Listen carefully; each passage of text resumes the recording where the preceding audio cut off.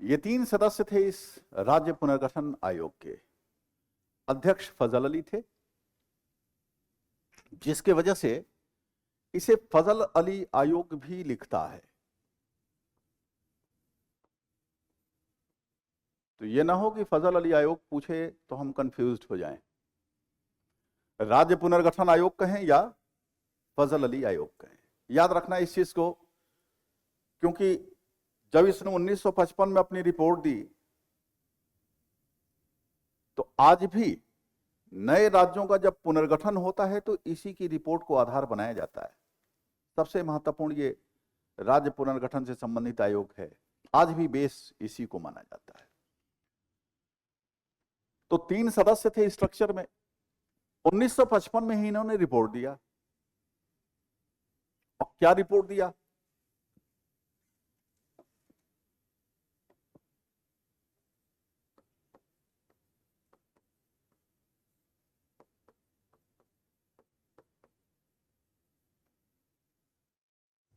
Note कर लीजिए। एक भाषा एक राज्य के सिद्धांत को अस्वीकार कर दिया गया। एक भाषा एक राज्य के सिद्धांत को अस्वीकार कर दिया।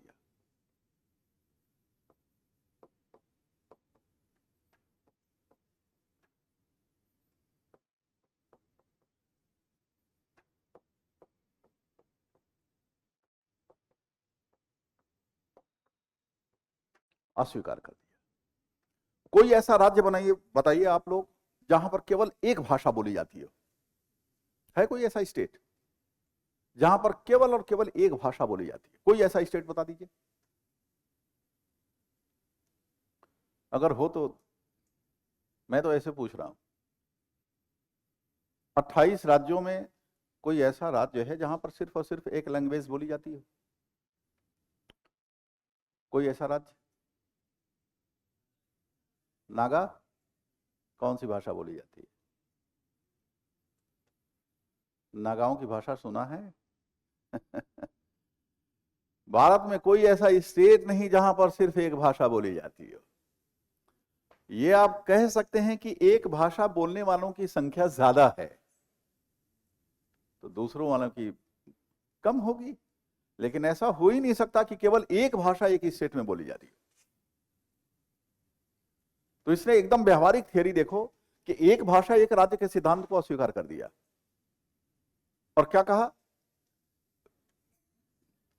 कि यदि किसी राज्य की जनसंख्या का 70% या उससे अधिक भाग, पहले सुन लें, यदि किसी प्रदेश की जनसंख्या का 70% या 70% से अधिक भाग एक भाषा को बोलती है तो उसे एक भाषी राज्य बनाया जाए।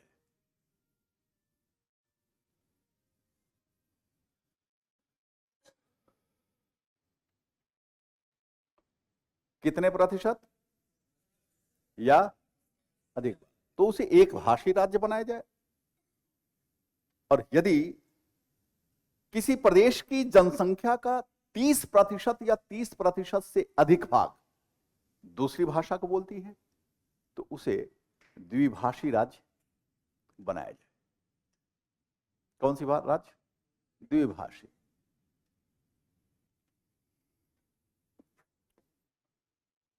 सेवेंटी % या अधिक। एरो यही है अधिक का, अधिक के लिए यही लगता है, मैं ऐसे लिख दिया हूं। यदि किसी प्रदेश की जनसंख्या का 70% या उससे अधिक भाग एक भाषा बोलती है तो उसे एक भाषी राज्य बनाया जाए।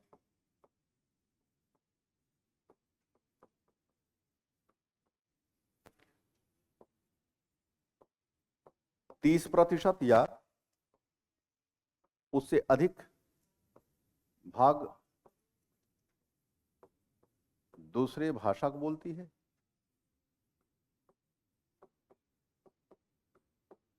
तो उसे द्विभाषी राज्य बनाया जाए।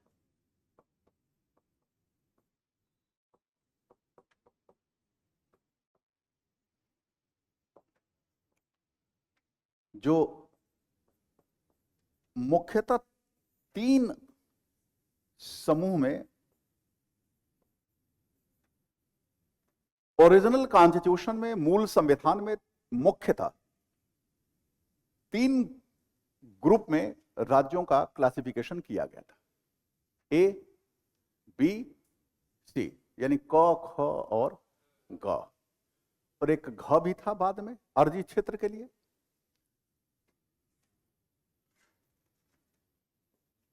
क समूह, ख, ग और एक घ था जिसमें अर्जी क्षेत्र का जिक्र था। इस पहले ग्रुप में किसको रखा गया? ब्रिटिश भारत के प्रांतों को। किसको रखा गया? ब्रिटिश भारत के प्रांतों को। याद रखना,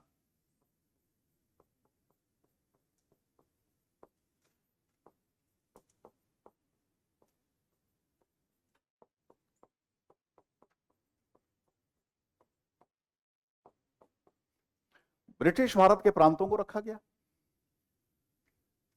और बी में जो बड़े आकार की देशी रियासतें थी, यह स्पष्टता लिखता है कि बड़े आकार की देशी रियासतों को रखा गया।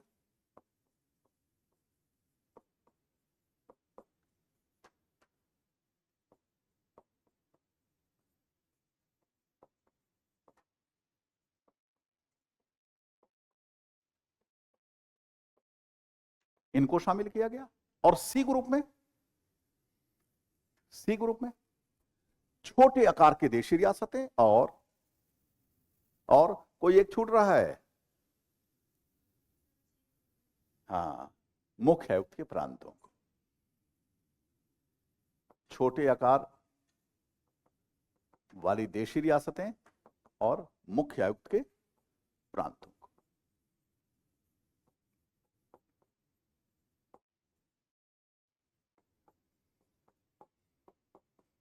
और इसमें एक मैंने बताया आपको, अंडमान निकोबार।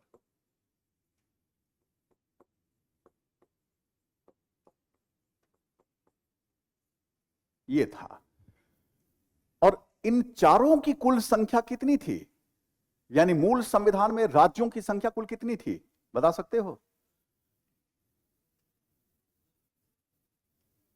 एग्जाम में पूछा है, पेपर हल नहीं किया आपने।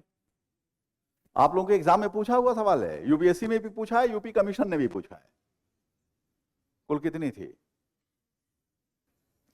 डीडी बसु लिखते हैं 27, डीडी बसु 27 लिखते हैं,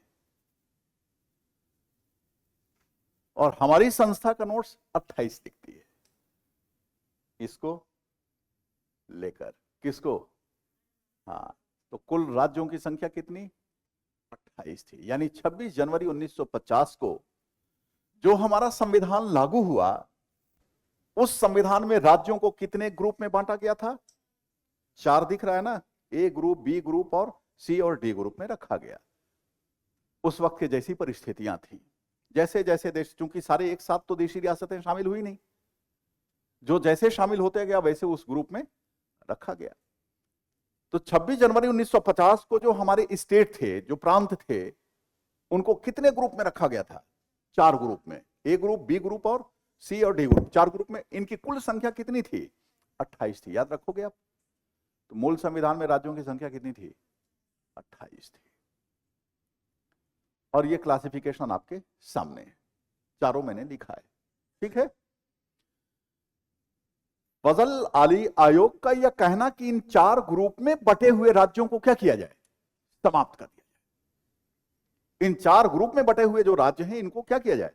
सबको समाप्त कर दिया जाए और सबको एक ग्रुप में रखा जाए। और जब बनाया जाए तो इन सारे को मिलाकर कितने राज्य बनाए जाए? 16 राज्य बनाए जाए और 3 संघ शासित प्रदेश बनाए जाए। 16 राज्य और 3 यूटी बनाया जाए। इतनी बात पकड़ में आई? जो आज आप कहते हैं 28 राज्य और 8 संघ शासित प्रदेश, ये सिफारिश किसने की थी? जो 4 ग्रुप में बटे हुए राज्य थे उनको क्या कहा कि इसको समाप्त किया जाए और कितने राज्य बनाए जाए, और 3 संघ शासित प्रदेश बनाए जाए। ये इन्होंने सिफारिश की थी। एक और इनकी सिफारिश कि बंबई को और पंजाब को किस आधार पर ना बनाया जाए, भाषा के आधार पर न बनाया जाए, और बनाया भी नहीं गया। अब इसमें एक और समस्या आ रही थी, रिपोर्ट अगर आप देख रहे हैं तो इसमें एक और बात आ रही थी, और वो क्या थी, अल्पसंख्यकों की सुरक्षा को लेकर, कि अगर 70% या 70% से अधिक लोग एक भाषा बोलते हैं, एक भाषी राज्य, 30% या 30% से ज्यादा बोलते हैं तो द्विभाषी राज्य, और जहां पर उससे कम भाषा बोलने वाले लोग हों वो भी तो भाषाई अल्पसंख्यक हुए। ऐसे भाषाई अल्पसंख्यकों की सुरक्षा सबसे बड़ा मसला इस फजल अली आयोग के सामने आया था कि उनकी सुरक्षा कैसे की जाए। तो नेहरू की सरकार ने उनकी सुरक्षा का वचन भी दिया, और जब संशोधन किया गया तो उसमें लिखा भी गया, जो संशोधन हुआ उसमें लिखा भी गया कि यदि किसी प्रदेश की जनसंख्या का, सुन लो पहले, यदि किसी प्रदेश की जनसंख्या का 15% से 20% भाग किसी अन्य भाषा को बोलते हैं, यानी भाषाई अल्पसंख्यक हैं,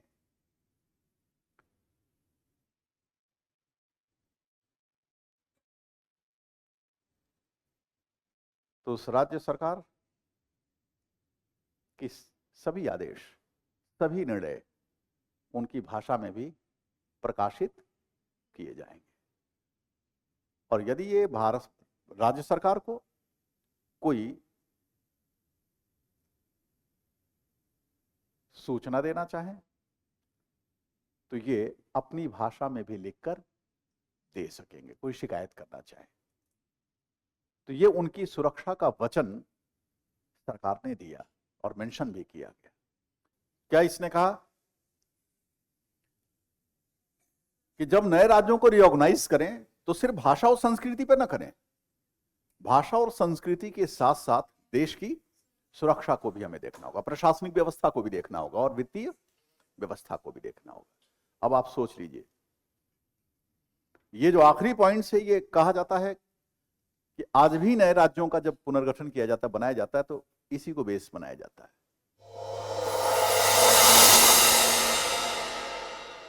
For more informative content, like, share and subscribe, and do not forget to press the bell icon to get the notifications.